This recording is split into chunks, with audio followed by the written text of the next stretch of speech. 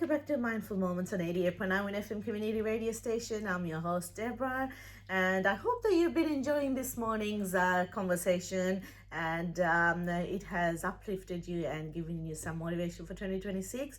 And if you want to follow the show, you can follow me on social media pages as well for behind the scene pictures and videos as well. And of course, you can visit my website, resilientproject.com.au, where I do keynote speaking and facilitated workshop as well. And I do write for the West Side newspaper monthly, which is available in print form or online as well. Or I've authored 2 books, Raising Resilient Families, which has won international and national impact awards as well. And also the second book, if you've been following my social media pages, you would have seen the second book announcement launch as well. It's My Voice Volume 9, which has been co-authored with some incredible women around the world as well. And I want to go into my second wonderful guest who's in studio with me today. She wears many hats and wears them with grace. She's an investor who believes in purpose over profit, an advocate who amplifies voices that deserve to be heard, and a global multi-award winning entrepreneur who leads with compassion and innovation. And she's the founder of Lotus, and she named her business after the lotus flower, which is a symbol of resilience, growth, and new beginning. And I'm absolutely thrilled and grateful to have Kerry Bolton in studio today, sharing about her insights. So good morning, Kerry. Welcome to the show. How are you? Good morning. Thank you for having me. I'm wonderful today. Thank you. That's good. And before we dive in, I want to ask you, Kerry, if someone met you outside of your professional world, no awards, no business titles, how would you describe yourself in 3 words so my listeners can get to know you as well? I would say grounded, intuitive, and resilient. They're my personal words. I'm curious, I'm compassionate. They're the things that I would say definitely. Wonderful. And the words that we choose reveal more than a resume, I would say, as well. Definitely. And what's a quiet moment in your life, not a big achievement or milestone, but a subtle moment that has shaped you to be who you are today? Definitely, there's quite a few things. There's been many of those moments. I can't say there's been one that stood out. There's probably been 50 that have stood out to me, so narrowing it down could be hard, but I think that the biggest moments that have really taught me to change was I feel like my ex-husband used to actually say it to me, loving people for your potential, it's dangerous. For their potential, it's dangerous. So I feel like I have given opportunities and love, I guess, care for people that I saw an opportunity that they could grow, but sometimes I just say, like, not all lotus seeds will grow, I guess. So I think coming back to that point where that awareness has changed how I show up, how I lead, and understanding that not everyone will, hopefully people will, but yeah, trying to change people to do that. And those moments have shaped me to be a better leader, I'd say. Wonderful. And those quiet moments do the deep work for us to allow us to think of, what opportunities that we can give ourselves, and that some opportunities that we give others, they might not bloom, as you said, but it's not up to you. Exactly. And what part of yourself are you most proud of that doesn't often get seen by the world? I would say my ability to never stop. I keep going. I'm one of those people who, it doesn't matter what the obstacle is, I will continue to fight to get it done, whether that means doing an all-nighter and staying up all night and then having a shower and going back to work the next day acting like I had a sleep when I didn't. I'm actually proud of that ability, though, to not waver and say, oh, it's too much, I need to stop. It's probably not the healthiest thing, but it is something that I like about myself, knowing that I can always get it done. I believe, I obviously delegate and have people that help me, but focusing on what's most important to me. So most people that know me well, I'm normally not in bed before 12 o'clock, before midnight. I'm normally 2 o'clock in the morning, sometimes 4 o'clock, sometimes not at all. So I'll keep going and I'm proud of that. I'm proud of the ability to do that, and knowing that if I have a long to-do list that I can smash it out if I need to, and I'm proud of that. I'll just get things done. Wonderful. And sometimes you need those late nights to just sit with your thought, and that quietness to really connect with your core to see how you can solve this problem and how you can bring a new spark into your work. Exactly. I Whatever it do a is. lot of my main things, and you know, not many people ring in at 3 o'clock in the morning to interrupt me, so I get a lot more done. Definitely. And how have your life experience influenced the way you now support and empower others, especially in spaces where voices are overlooked sometimes? Definitely grew the most when things weren't given to me or didn't go to plan. So they've definitely empowered me to learn and grow in uncomfortable times. I think I try to help people see their own abilities and empower them to do it. I know myself, if you're given something, you don't treasure it as much. Where if you have to work hard for something, and if you have people around you believe you and can provide support and tools to help you get there, you're going to have a lot more drive and ambition to actually get it done. So definitely. And that reminds me of a story my parents always tell me. You need to teach the person how to fish, not to give them the fish. So exactly. Yes, that metaphor definitely aligns with what you've said. And I want to ask you, what has been your greatest teacher so far in life? The crappy stuff. I'd say, the things that have taught me the most lessons are the things that didn't go to plan, that really rocked my boat. And you learn from those, like we just said. So when they don't go to plan, it's an opportunity for growth. Though I'm a very positive person, I always see the glass half full, and I always look at the silver linings that might come out of it. So my greatest lesson, even my old American boss, when I was in America, I was there for 10 years living there. And I remember walking in one time and she was crying, and I'd come from the corporate world thinking, oh, what's wrong? You're crying at work. And, you know, it was something that happened with a client. We were working in mental health. And I remember her saying, well, yeah, I care. And it made me realise I worked with some really powerful women there. And there was emotions. And I learned that it's okay to be emotional in business when you do care. So, yeah. And you only succeed when you care about what you do as well. Exactly. And you do have that emotional attachment. And sometimes it may bring you the negative moments in life, but it'll teach you lessons to show your strength, I guess, as well. And there's actually a saying that life sends the lesson until it's learned, and sometimes the teacher doesn't look like a teacher at all. And I want to ask you, Kerry, we'll go into a light fun segment now. What is first thing that you need in the morning? Coffee, tea, or something else? To me, it's a latte. I have my coffee, and I normally have that when I get to work. And it's a cigarette, sadly. I'm smoking at the moment, but I do have my smoke and my coffee, and it's definitely something I like. But also, I like hearing different perceptions. That's something when I'm having that. I seem to listen more when I'm having my coffee. I'll sit outside and talk to random strangers and learn different perspectives or struggles of other people, and it just helps me grow, I guess, in a way as well. And whatever floats your boat in the morning, that's all that matters. Yeah. And Kerry, are you a planner or a trust the flow kind of person? Yeah, both, definitely. I'm definitely a planner, but I'm a trust the process type person. I know that sometimes you make the biggest plans and they don't work out still.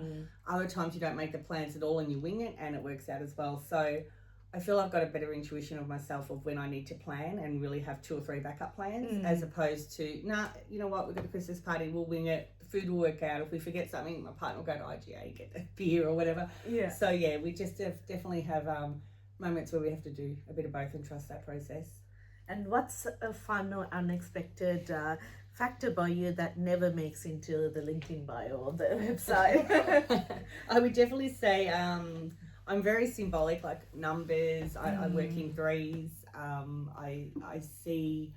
I'm always interested why I'm drawn to certain things, and I'll normally talk to ChatGPT. I call him Chatty, and me and Chatty, I'll say, why am I so attracted to 3? For example, like I just got engaged and I got my ring, and it had to be 3. It had to be 3 diamonds. Like everything had to be 3s, and I learned a lot about myself, that I've had a past and a present. Now I'm going into the future, and that's my legacy. And yeah, I'm just really attracted to numbers. I think another thing that people don't really know about me was I used to have a horse, and yeah, I'm a thrill seeker. I love skydiving, bungee jumping, but I did have a horse when I was young, and he used to race with the motorcycles. I remember we had friends, the guys that had the motorbikes, and my horse would try to race him. If he started losing, he'd get upset and buck. Oh no. And it was like this out of control bolt and bucking, but I loved it, that thrill, and it's probably why I got bad disc in my back now.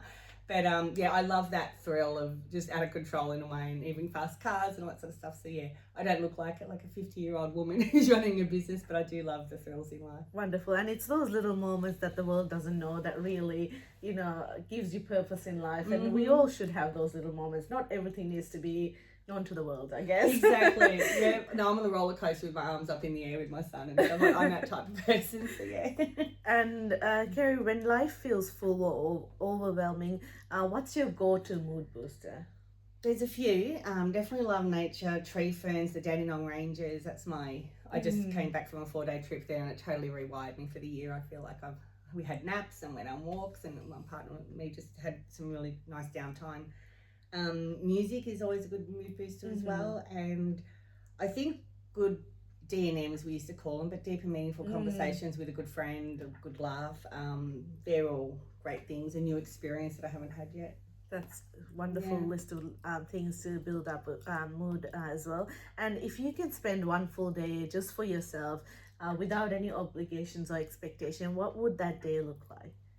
Definitely a day in the Dandenong Ranges, looking up at a tree fan, hearing a kookaburra, just the simple things in life that I'd say they're laughing at me because they're relaxing and enjoying their time while I'm running around running businesses, etc. But I like, if it's a day for myself, it's a slow start, no agenda, somewhere calm and beautiful, good food, like really different types of food and that tastes great, no obligation to be productive, but then also another thing I like to do for myself is, it's also in the other question you just asked about my mood booster, was cleaning an area. I feel it's so empowering if you're feeling down. Clean a drawer even, clean your garage out, clean your whatever it is, but organising a pantry or something. I feel like it's a really great way to show how much you can actually accomplish if you put your mind to it, and having that nice tidy area to go back to and remind you constantly, oh, that's right, I cleaned that. It's all organised now. It makes me feel good and it clears my mind. So it's a mood booster as well. Definitely. And they do say if you see a woman doing deep cleaning, she's in deep thought, so do not interrupt her. And nature and food is wonderful healing factor as well. And it'll really, enlighten you and just let you slow down and just connect with what you want and what you want to the core as well, which is beautiful. And Kerry, stepping into confidence often means unlearning something. So I want to know, what's a belief about yourself that you had to unlearn in order to truly step into who you are today? I think this has come to me about 2.5 years ago now, but not having to do everything myself. I felt like, I'd get my lunch, I'd get my breakfast, I'd try to pack my lunch, I'd try to clean the area, I'd try to cook dinner, and a mentor of mine just really taught me on how that's not necessary. I've got a I wouldn't say number, a goal I want to hit in life of helping people, and I'm not going to get there if I'm doing all the other things as well. So I now have an executive assistant. She gets me my breakfast in the morning and my lunch and my medications, even, like just everything, so I don't have to think of things in my mind. It takes up the clutter. At home I have a cleaner, a friend that cleans my house. I've got my partner who's very supportive. So I feel like with those things I've learned that I can focus on things that I need to more so and delegate. I think that's one of the biggest things. I also think not for profits. I'm a for-profit company, and I do believe that smart business will help change the world rather than just I always wanted to volunteer. Like I've volunteered quite a few years now of trying to help a cause, but without the money and the connections and the power, I guess you can't make too much change. And I think I've learned that in business is I want to make a lot of change, but to do that you need power, money and connections. And I've learned that, so that's what my mission is now, is to do it smart with business but giving back. That's wonderful, and it's such a beautiful purpose that you shared for 2026 as well, and I hope that you do manifest and it does happen. And so many of our listeners, they're quietly feeling stuck, or they're doing all the right things but they don't know how to get to that goal. So what advice would you give someone standing at that crossroad right now? I think it's part of the process, and trust that process. Things that I've said before, like just clean an area of your house that makes you feel so much different, in a different mindset. I think take that on a step. Have a good conversation with someone who inspires you, that you look up to. I think they can really change. I do that. Like I'll ring a friend and say, I'm just feeling a lull. I don't know why. I've just come back from holidays. I'm not in work mode. Or, and we'll sort of analyse it a bit and just try to get different perspectives on where you are. I think we don't have all the answers in our mind. And, if you have a partner that you say, like, is your soulmate, like I say, my partner is not my soulmate. He's my rock. My soulmates are everyone around me that are constantly changing my soul, whether in a good way or a bad way, but they're teaching me things. It's doing something in my soul. So I think try to surround yourself with a lot of people and get different perspectives and take what you want and leave the rest. Definitely. It's so important that you do find the connection outside of home as well, because there's a lot of people who will find the little, interests or little talents that you have that the people at home may not be able to identify. So it's so important that you do have the courage and confidence to build connections outside as well. Yes. So the word empowerment, I want to go into it. It gets used a lot, and sometimes it loses its meaning. So what does empowerment truly mean to you, beyond the quotes and hashtags that we see? I'd say it's the clarity of learning what you are more capable of. The clarity of actually, empowerment to me is actually trying to do something that you didn't think you could do and actually succeeding. The feeling that you get is empowering, and that's all I'm about. Like I can't really save people if they don't want to save themselves. I can definitely give them tools and support to rise above it, but they need to empower themselves in that way to just say, yeah, could I start a business or, do something amazing for my kids or whatever their challenge is. Clean that garage and they've done. It's empowering, and that's what I'm saying. Like if you do even just small steps to do something that might not seem that big, it'll lead to bigger steps because it's a feeling that you have. Definitely, and I say this to my students and my toddler as well. You need to help me help you, or else I can't help you, and that goes with everyone as well. And like you said, real empowerment isn't loud. It's the little steady rooted things that we do every day. So, what has inspired you, Kerry, to create your business, and what gap did you feel needed to be filled at the time? So I definitely believe there was not a care factor from other bosses I'd seen. They didn't really care about the clients or staff. I mean, even just putting on the end of year party or something like that was a big challenge to them, and they hadn't done it for years. And I was like, this isn't about what it's meant to be. You've got a team, let's celebrate them at the end of the year. Listen to them. Like my CEO quality is approachable, honest and fair, and I feel I try and do that with everyone, and I do. I'll sometimes see a message come in at 9:30 at night saying, oh, something's wrong with this. I've got 100 staff, and it's like, do you want to talk now? Because I'm ready. It's 9:30 on a Wednesday night, but if you want to talk now. So I try and be there for them. Not always around, but when I am around, I try and really make sure that they know that I'm approachable, honest and fair. When I think of different areas that I have to, there's many different areas I have to look after. I'm just trying to, I don't know where I'm going with that.